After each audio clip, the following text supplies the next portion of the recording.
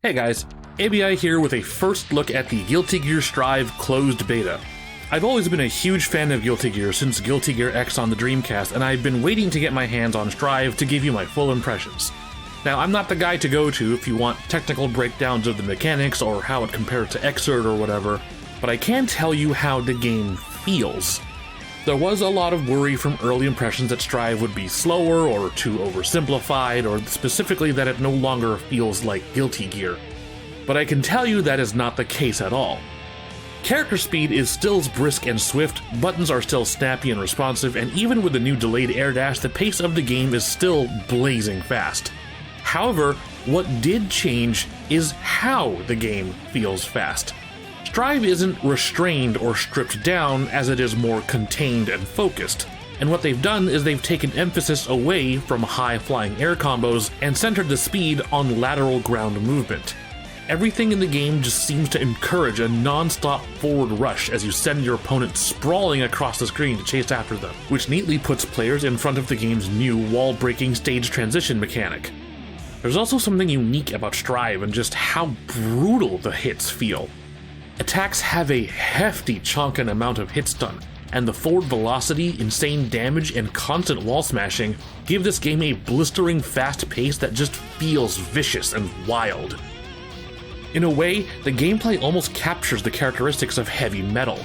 Fast, violent shredding set to deep pounding drums at the speed of raw lightning.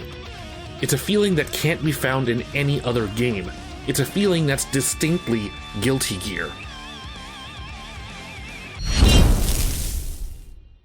Of course, it can't go ignore just how good this game looks. I don't know how they did it, but they somehow improved on Xrd's visual style.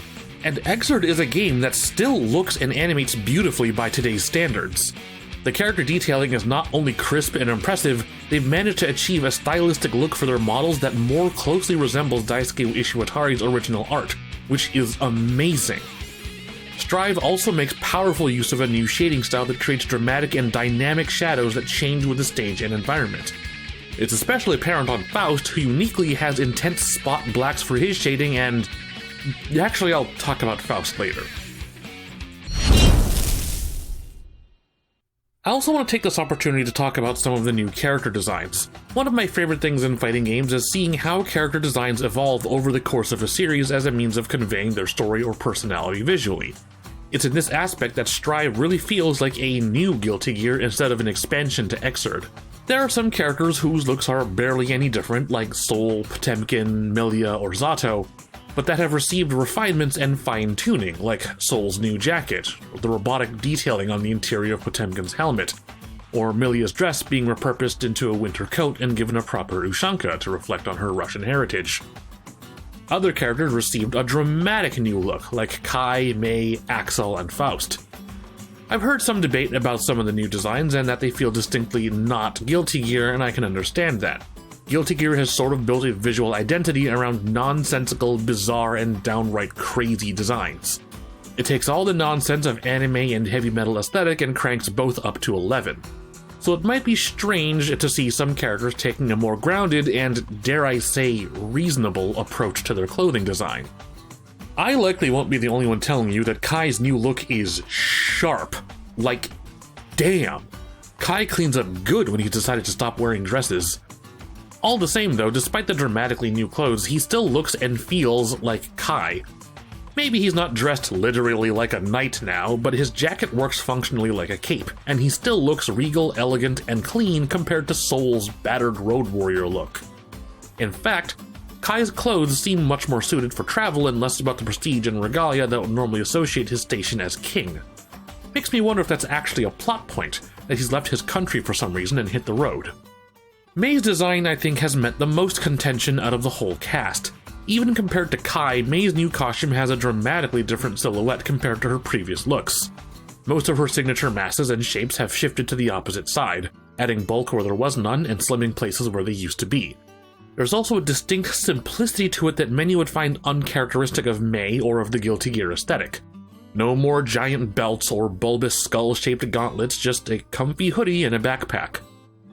I think what is important to point out here is that while the outfit is different, the philosophy of May's clothing style remains intact. That is, the idea that she will always wear clothes and accessories that are just slightly too big for her, in order to make her feel small by comparison. It's why May always wears a giant hat and giant shoes. As for Faust's new look, okay, I promise I'll talk about Faust in a minute, just give me some time.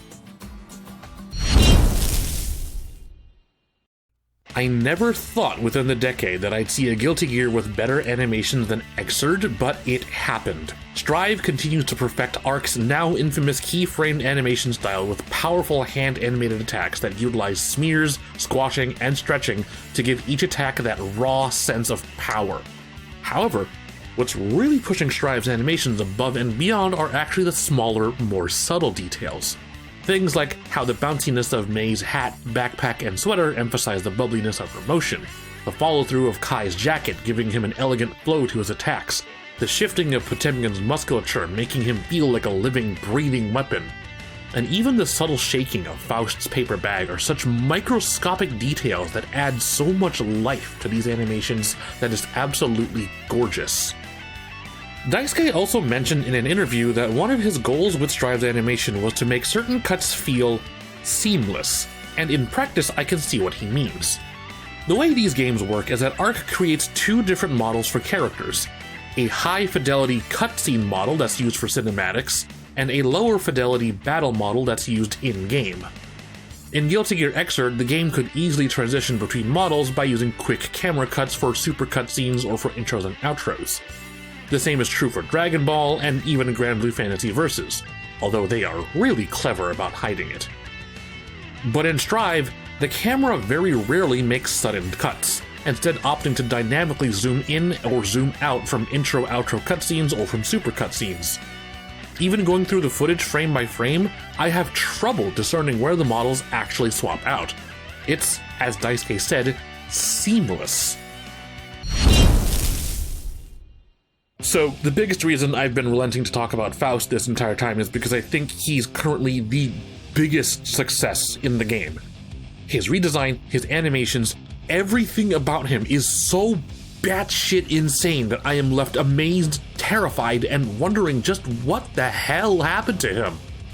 If we're talking about how character design can convey a character story, Faust's new Strive look is a goddamn grand slam.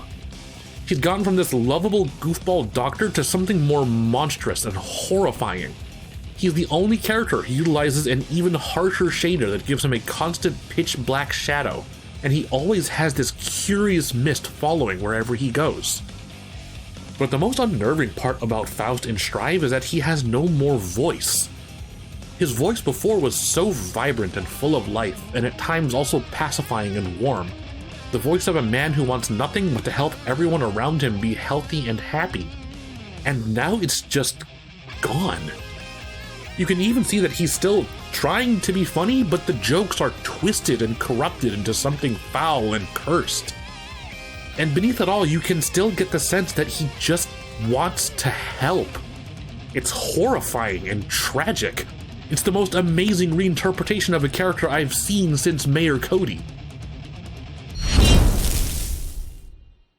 I feel like I need to remind everyone, as well as myself, that this hands-on period was, in practice, a beta.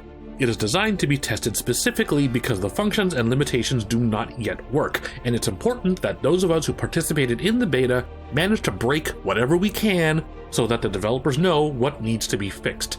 A beta is not a demo. It is not a preview of what the final product will be, so it is imperative during this time that we give honest and constructive feedback about what improvements can be made to the game so that it can be developed into something cohesive and functional.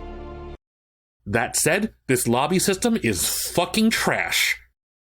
I know, it's a nuclear take, but it needs to be said, so hopefully the devs will notice. I don't personally agree with the aesthetics of this lobby. I don't feel like they're characteristic of Guilty Gear style or appeal, and I would rather have a lobby that feels distinctly Guilty Gear than a lobby that feels nondescript and generic. But the aesthetics, bad as they are, aren't even the worst part. This lobby makes it damn near impossible to actually get into a fight. In order to fight someone, you have to brandish a weapon and then walk towards someone else brandishing a weapon. But because everyone in the lobby is desynced, you don't actually know where anyone is. So you approach someone, and sometimes a fight initializes, and sometimes it doesn't. Sometimes they walk away or move while a fight is starting, and it just cancels. Most of the time, people just form giant clumps and stand in it, hoping that a fight will start, at which point you no longer know who exactly you're fighting. I don't understand why this has to be so abstract and vague. I just want to fight people. The previous lobbies in Xrd and BlazBlue Tag, Dragon Ball, and Grand Blue, they were all fine. They weren't the best, but at least they were functional. I spent more time in this beta fighting the lobby than I spent fighting other players, and you can bet I'm not the only person who will admit that. A good lobby and matchmaking UI needs to be efficient. It needs to get people into and out of matches as fast as possible, with as few menu transitions as possible. Arc System's lobbies usually trade out efficiency for novelty, but Strive's lobby has neither. This lobby needs to go. It needs to be scrapped, rebuilt, brought back to square one. You don't need to reinvent the wheel here, just give us a lobby that works.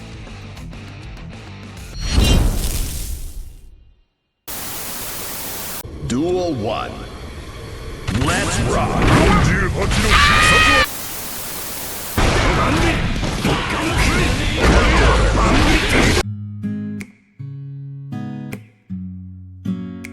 Nothing more I say, nothing changed by words, nothing changes anyway, only time passes, that's just the way. Someone must be thinking so. That's all I have to say for now about Guilty Gear Strive. I'm excited to see more, I'm eager to see how the game improves from here on out, and I'm ready to experience online play with proper rollback netcode. I have some footage of whatever online play I managed to get, so I'll be posting those for you to check out later in the week. Now then, as a content creator, I'm obligated by the algorithm to demand that you leave me a like and a comment below about what you think about Guilty Gear Strive, and to subscribe and hit the notification bell for more anime and game content from SugarPunch. Since we make literally no money on YouTube, I encourage you to check out our Patreon to support us and get early access to future videos. I'm ABI, and bullshit will cease to blaze for the moment.